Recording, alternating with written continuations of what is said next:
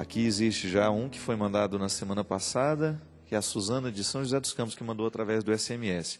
Padre Fábio, o que nós podemos fazer quando o medo nos impede de cumprir o que Deus quer de nós? Suzana, o medo é uma reação natural diante de tudo aquilo que costuma ser uma novidade na nossa vida, né? Claro, o medo é uma reação natural a diversas situações da vida. Inclusive, nós escrevemos agora, eu e Gabriel Chalita, o livro Cartas entre Amigos sobre medos contemporâneos. O medo, ele é natural em nós porque ele nos aponta para aquilo que é um limite. Então, porque eu sou limitado, eu tenho medo. Tenho medo de queimar meu dedo, então eu sou limitado, eu não posso colocar a minha mão no fogo, eu sei disso. É um limite que eu tenho, um limite da minha pele, um limite da minha condição física. Agora, quando este medo do fogo começa a impedir que eu tenha uma relação saudável com tudo aquilo que vai ter fogo, por exemplo, eu vou estar perto de uma fogueira, mas eu não preciso me julgar nela. É o controle que nós podemos fazer do medo que a gente sente, que é sempre uma experiência de racionalizar. O fogo está ali, eu sei que ele é perigoso para mim, mas eu começo a administrar então a relação que eu tenho com ele. Minha filha, tudo na vida é assim. Quando eu começo a administrar os medos que eu sinto, eu começo então a superá-los. Eu não posso permitir que o medo se transforme numa força opressora que me retira até mesmo na qualidade da vida, que retira a qualidade da minha vida. Nós muitas vezes seremos tentados a viver o medo da novidade, tudo aquilo que será novo na nossa vida, as mudanças que a gente vai enfrentar. Quem não sente medo, por exemplo, quando vai ter que mudar de trabalho, a gente não sabe se vai dar certo, quem vai se casar, que vai enfrentar um novo estilo de vida, sempre vai passar pela experiência do medo, porque a novidade, a gente vai sair de uma região cômoda, de uma realidade que a gente já está acostumado com ela, e a gente vai se deslocar para um território novo, e é natural que isso seja, que a gente tenha medo disso. Não é natural é que o medo prevaleça, né? Por isso que a gente precisa ter sempre o cuidado de administrar as realidades novas, sempre buscando essa coragem que minimiza o poder do medo. Então, quando a gente sente que nós estamos tendo medo demais e a gente está perdendo oportunidades por causa do medo que a gente sente, a gente perde oportunidade preciosa. Outro dia eu até encontrei uma moça, né, que estava me fazendo uma partilha. Padre, eu estou tendo muito medo de crescer no relacionamento com o meu namorado, porque o último relacionamento que eu tive me fez sofrer muito.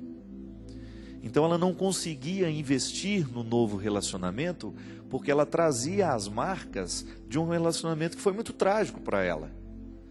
Terminou com muito sofrimento, ela sofreu muito nas mãos daquele rapaz, daquele namorado antigo. Então ela agora estava enfrentando o medo de que, se ela amasse novamente, ela iria ter que passar pela mesma situação que ela passou. E é aí que a gente precisa racionalizar, é a fórmula que muitas vezes dá certo. Como é que eu vou racionalizar uma situação? Como é que essa menina pode racionalizar esse medo que ela tem do novo relacionamento? É pensar, este rapaz que eu estou namorando agora não é o mesmo, não necessariamente tem a mesma personalidade do que eu namorei antes.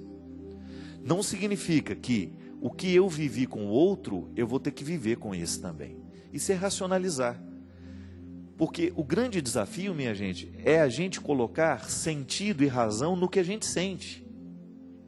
Colocar um sentido no sentimento. Isso é, colocar uma luz sobre aquilo que eu estou sentindo e compreender o meu sentimento, que nem sempre é verdadeiro. Isso é muito interessante. Nem tudo o que eu sinto é verdadeiro. Então, eu sinto medo de ser traído de novo. Mas pode ser que eu não tenha razões para isso. Pode ser que a pessoa que esteja do meu lado hoje não me dê nem motivos para eu estar sentindo este medo, mas porque eu tenho marcas do passado, então hoje eu lido com ela com medo, insegurança. É interessante a gente perceber que o humano será sempre necessitado de cura.